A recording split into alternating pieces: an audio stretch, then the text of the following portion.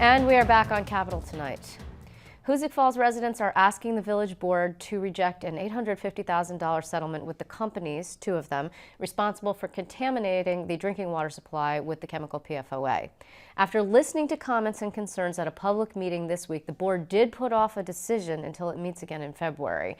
Many residents say they do not want the village to take the deal because it would keep them from pursuing more legal action in the future against Saint-Gobain and Honeywell. Liz Moran from Environmental Advocates is joining me now to explain the latest in the settlement. It's a little bit complicated. Thank you for being here. I appreciate it. Oh, thanks for having me. So this is a positive development because you buy yourself some time, right? The board did heed the call from residents at least part of the way and not greenlight this deal. Right. You know, let's backtrack a little bit. We're now over a year since this initially happened, and residents have had to fight and kick and scream the entire time to all levels of government just to have some very basic needs met. So they were out at it again yesterday and a few days leading up to it about this settlement, which really just came way too early.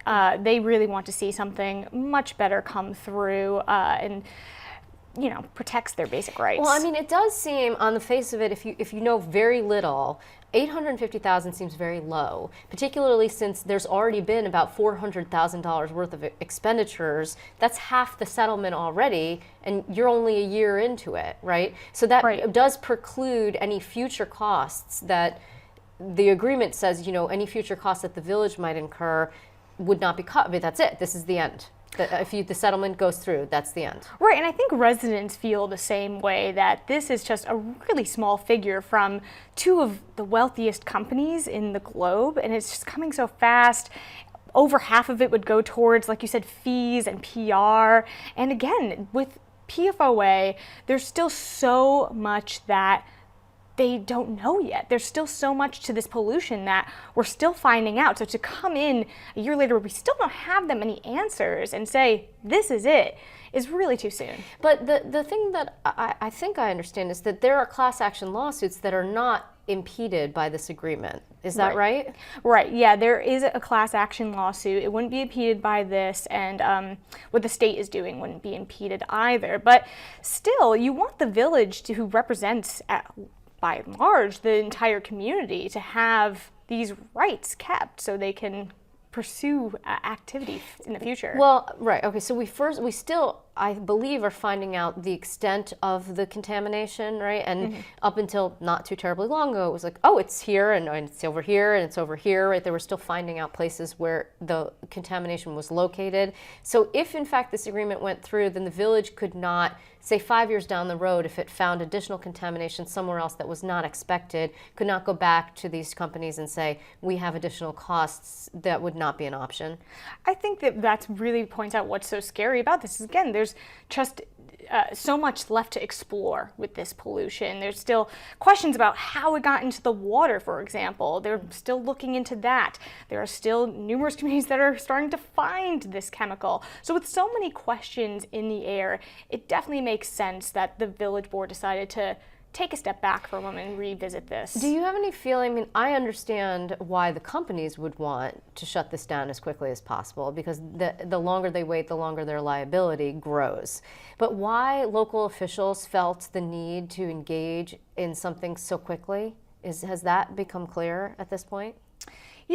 I think that overall residents and the community have just been very scared. I mean, they've really had to fight very hard to get their basic needs met, and they're continuing to fight.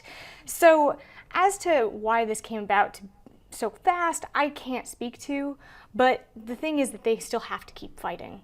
And they have to have their needs met still. So what options then does the state have going forward? I mean, where are we? This is just the settlement question, is just sort of a small piece of an ongoing issue, and we're starting a new session with new opportunities to advocate. And the governor did put forth a proposal regarding drinking water infrastructure in one of his 6 regional State of the State addresses. So that would appear to try and address this problem and other problems like it that we've seen cropping up across the state. Yeah, I think that we're in for an interesting legislative session. The governor did come out with a proposal recently that does seem to be in part in response to situations like in Hoosick Falls, and we've come a long way from where we were a couple years ago. You may recall a couple years ago, the governor was interested in raiding a fund to go towards water infrastructure projects. I do remember that, the Environmental Facilities Corp Fund. Yep. Exactly. And now 2 years later, we've seen this tremendous transformation where the governor is proposing this $2 billion plan for water projects. Now, of course, we still have to see more details to that, but there's a lot of opportunity here, and the legislature also appears to be very interested. The Senate issued a report. Again, we still need to see more details, but they mentioned things like a clean water bond, and this offers a lot of opportunities this year. So which would you prefer then? Would it be better to have a bond, or would it be better to have a $2 billion proposal that the governor's put forth? On the face of it, at this point, we don't know the details, assuming that we're going to see more when the governor puts his budget out next week. So, Environmental Advocates of New York is a part of a very large and diverse coalition on water infrastructure funding that is asking for a grant program of $800 million annually, right, to go on indefinitely to meet needs. So really that's what we're calling to see. We have to see what details in the governor's plan, things that we'll be looking out for. They mentioned that it's $2 billion. Is it one shot of funding? Is it going to go on for 10 years, 5 years? How long is it going to go on for? And also what we'll need to see is how that funding is distributed across the different things he's mentioned it would fund. Right. For example, with water infrastructure, $2 billion could fund that alone over the next few years. And it's very much so the same for those other areas they're looking to address. Well, and similarly, I mean, bringing us back to the Hoosick Falls issue, what would the local government share be? I mean, is there a matching responsibility among local governments? They incur an enormous amount of cost. Would this fund help them recoup their costs that they have to outlay initially when they find a problem like this? So that all of those details, I mean, I expect would be in the governor's proposal at some point. Well, yeah, we hope to see some more information in the state budget. They do mention things in the governor's State of the State book that would include filtration systems, but you know, things that environmental advocates along with residents in these communities have been calling for are things like statewide water quality testing, right, of PFOA and other chemicals of concern. The book mentions that there are over 80,000 chemicals that are unregulated, but we don't know if there are any plans yet to start regulating those chemicals in the state. Well, right, which is another question regarding the Hoosick Falls settlement. What if there were to be some additional related contaminant that is found in the future? Does this agreement preclude the possibility of recouping any cost from the companies for that, for related but not PFOA contamination? Right. So yeah, I'm not a lawyer, but to my understanding, it wouldn't preclude them from going after them for another chemical. It does appear to be strictly related to PFOA. Is there a number that anyone is discussing at this point? If 850,000 is too low, what is the number that you're aiming for? Or are you saying simply there needs to be more time and it's too early to have a discussion about a number at all? That question has been raised by residents because they didn't understand how that figure came to. Because how could you put philosophically a figure on some of the distress that they've gone through or the value lost on their homes? So there's those questions that are lingering as to how much that is a dialogue that has to take place. Well, but ostensibly the class action suit would cover those aspects of their situation, the distress that they have experienced, the health problems that they might experience down the road, the home equity problems that they've had, the values of their homes that they see lost that they may never recoup. The village settlement relates solely to the cost that the village incurs, correct? I believe so. Again, definitely not a lawyer here, right, I know. So I'm going on what I've heard from others.